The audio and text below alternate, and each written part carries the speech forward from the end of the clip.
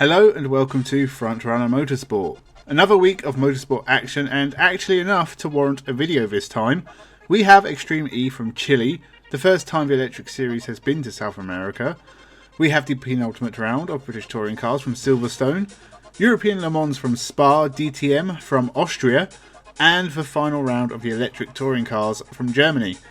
So more than enough electric racing. With that, make sure you subscribe and let's begin. Extreme E from Chile got off to a bad start when Jutta Kleinschmidt crashed heavily and was injured. Her replacement is Swedish rallycross star Clara Andersson, the first female driver to get a podium in World Rallycross. It'll be interesting to see how she gets on. The mission for everyone was to beat RXR. Johan Kristoffersen and Katie Munnings are dominating the series and could have won the championship this weekend, but there were so many penalties in Extreme E, it got ridiculous. To the point you couldn't tell who won the race or who was moving on to what race. There has to be a better way to do this. The first semi-final was a good one and as such hurt the most by penalties. But the final was the most ridiculous. RXR missed out, so there was a chance for them to be caught.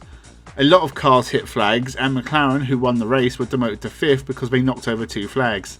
Still the best performance so far by McLaren, but it was X44 who won in Chile and keep RXR honest at the top of the standings. British touring cars gave us the penultimate round of the championship from Silverstone, and can someone tell me where Toyota have suddenly found some pace from? Both Rory Butcher and at times Ricky Collard, who was the unluckier of the two, seemed really on it at Silverstone. Toyota could be the team to watch in 2023. The first race was absolutely chaotic. It was hard to keep track of everything. Tom Ingram was hit by Ash Sutton, but both continued without losing too much ground. Same can't be said for Colin Turkington. He got caught up in the traffic and punted round by Jason Plato and dropped to the back. Things only got worse for the Northern Irishman. Jack Butel hit just about everyone, and in the mix of all that chaos was tagged by Turkington, who subsequently retired. There was a lot of contact at the back, mostly involving the voxels of Crease and Hand, as well as Sam Osborne, Aidan Moffat and pretty much everyone actually. This was Dodgems at its best. Ash Hand suffered most when he was spun into the gravel, bringing out the safety car, and honestly I'm surprised more cars weren't in pieces in the infield. Not much happened after the restart. Rory Butcher won the race with Jake Hill 2nd, Ingram 5th and Sutton 6th. No points for Turkington. Race 2 again saw a lot of bumping at the start. Dexter Patterson was the unfortunate victim this time, bringing out the safety car. Jake Hill took the lead from Rory Butcher and looked to do his championship some real good. Meanwhile, Ricky Collard decided to burst into flames. So we got a second safety car. Not as good as the first race. Jake Hill won, Turkington was only 13th.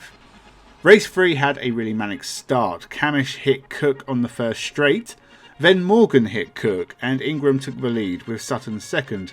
Gordon Shedden went sideways. Honestly, it's like they were all possessed by the spirit of Andy Neate. Jade Edwards, Will Powell and Roy Parfitt all got tangled up as well. The race calmed down after the first round of carnage, and then Ricky Collard, Ash Hand and Adam Morgan ended up in pieces and brought out the safety car, a chance for everyone to catch their breath. Then Nick Hamilton parked on the track with suspension damage and the safety car came back out. The end was much calmer. Ingram won. There's just 7 points between Sutton, Hill and Ingram at the top of the standings. Turkington dropped back after a bad weekend, but is still just 27 points off the top. Last race in a couple of weeks, and it could go to any of the top 4 in the championship. Brands Hatch is going to be mental. The electric touring car series came to an end at Sachsenring in Germany. The title was between defending champion Matthias Ekstrom and Adrian Tombe in separate finals because we don't want to have any excitement between championship rivals.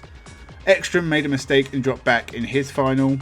Maxime Martin and Nicky Katzberg made contact. Katzberg spun and Ekstrom came back through to finish 2nd behind teammate Tom Blomqvist. Adrian Tombe won his final and is champion, which I'm fairly certain is a sign of the apocalypse. This series 90% of the time is really boring to watch. It has its moments, but it just doesn't work. Hopefully they make some changes for 2023, but if this is the future of TCR then I might have to tune out. DTM came to us from the Red Bull Ring, and again this was the penultimate round in the championship.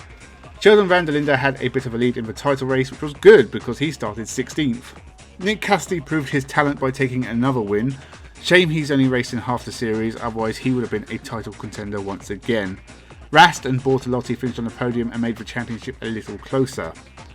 Race 2 was very wet and Sheldon van der Linde spun early after running wide. Felipe Fraga was another who spun. The conditions were challenging but most managed to keep it clean.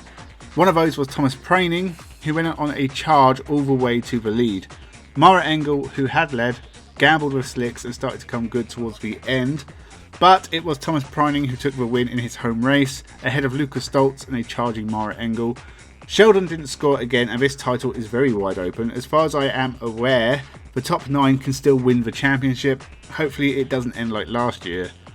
Finally, European Le Mans, and it was a good race from Spa. United Autosport won in LMP2, but Prema have almost certainly secured the championship with 1 round to go. There wasn't too many incidents, a few spins here and there, and in LMP3 the RDR M Sport car got on the grass and hit the back of the Nielsen racing car. Biggest crash of the day.